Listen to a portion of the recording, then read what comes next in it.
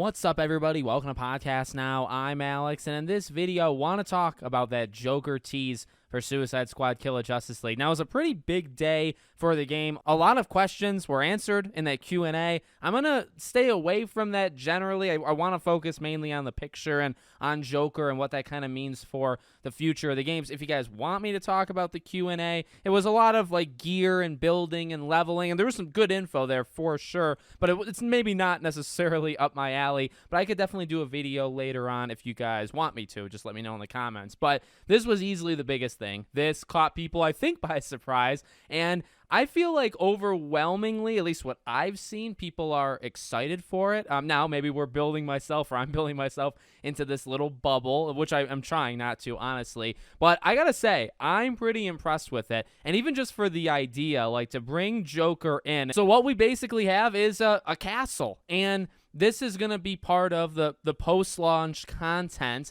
and obviously Joker-themed, very Joker-heavy, and as everybody is already kind of pointing out online, you can see in the newspaper, if you kind of flip it upside down, well, it is upside down, you have to flip it right side up, you get the image of what Joker will look like. And number one, I wonder who voices him, right? Because hasn't Mark Hamill talked about retiring from the Joker and that he won't do Joker because of Kevin Conroy doing Batman? Pretty sure that happened, but, you know, because Kevin had done at least the base game, and maybe they even got Kevin to do post-launch stuff, could you see a Mark Hamill Joker mixed with a... Now, it would be more of a Harley-specific thing, too, right? Like, maybe not even necessarily Batman. They might never even cross paths. But what I really want to say, you know, in this video is this plan for, you know, after the game. So I'm going to try to dance around this best I can, because if you didn't know, right, Miller Ross, who's a pretty prominent leaker, he has leaked a lot of stuff, and he's very good, right?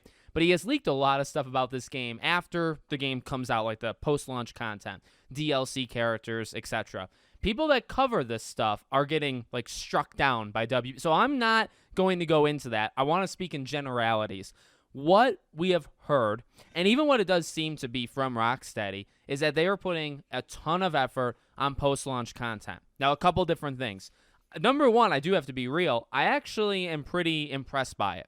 And not to get into the leaks, right? But the idea that they might have a ton, just like a boatload of content ready for this game now, and it's obviously going to come out after the game comes out, seasons, and these seasons are going to introduce maybe different areas. I mean, look, if you're bringing the Joker in, you could do a lot of stuff, and just the fact that they're like doing themes on things that, you know, would be in Metropolis and they're changing it means that different areas are up for grabs. You can bring in different environments, and I think they even talked about like switching the seasons of Metropolis just in general. Like, they're going to be doing some stuff. So again, in a general way, at least what I can say in this video, I am kind of impressed by that. The number one thing I talk about with live service games, with like the whole, you know, seasons and keeping the game around long term, I never understand the ones that take so long to implement it. When these games come out, you would think that they would have characters and maps and all of this stuff ready to go, like, immediately. Like, that's kind of the point, right? That it's not just a game for the present, but it's a game for the future. And so when games go live, you know, they come out, and then they take 3, 4, 5, 6 months, you know, before you get even the first, like, new thing for it, and it's a live service game. I never understand that. And for what we hear about Suicide Squad, doesn't seem to be that way. And now officially we can look at this, right? It's not just the idea of the Joker, but okay, this is something that happens, you imagine, you know, after the game, right? Post-launch, and they are willing to tease it right now, a month before the game even comes out. And I've said this before, right? Like, my plan for the game, I'm going to play it. This is not a game that I think is going to get me for months and months and months and months, but I do want to go back when they add things. If you get a new map, if you get a new story arc, if you get a new character, if the character comes with like a quest line, right? That is what gets me back into this game. I've been very honest about that. What makes me excited is that it seems like they have a very good plan and just like constant content, which you would you would think, right? You would think that that's an obvious thing, you know, for a live service game, but again, oftentimes it doesn't happen. It takes them so long, and then by the time they get this content out, it's been too long since the release, and people kind of, you know, they've had enough, they're not coming back. So that's what gets me excited from, I guess, combining the leaks without getting too specific. Like, Miller Ross has tweeted specifics as to what's coming, and it does sound exciting. but mix that with what they're now teasing officially, and I think it's a pretty good package deal. And then again, just on Joker himself, you could say, Alex, it's been done enough, right? And I mean, look, at the end of the day, there is some truth there. There was some truth even to the complaints and arguments about Arkham Knight, right? And even Arkham Origins at that point, right? All of these games had Joker, main theme, and even when you thought you were done with him, nope, he comes right back. There is definitely a complaint there, like to be had there, and I totally understand that.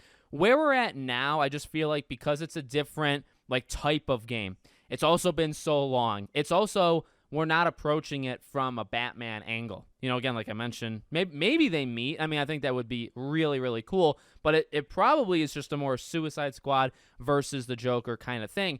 So you're taking it from a different angle. The game is a different type of game than the Arkham games, and it's been 9 years, since Arkham Knight. So I think with all that being said, that entire situation, for me at least, I think is a whole lot more acceptable to bring Joker. Now, how they do it, like, are they going to do a thing where maybe does he never die? Are they going to reverse that? Like, I don't know. Again, like, I haven't seen the Miller Ross debunking, article with all those leaks, but I guess how you bring him is a question, and it's not guaranteed that everybody's going to be down for that, and that's definitely something we'll have to talk about, when we see the ending, I guess, right? When the ending of the game comes out, we can have that talk, but the basic principle of, well, they rely on Joker too much, this and that, I get that, but I think with what, my defense of it over the last couple minutes, I am generally okay with it. It's just, I guess, literally at this point, how they do it. Like, who is this Joker? What is this Joker? How is he here?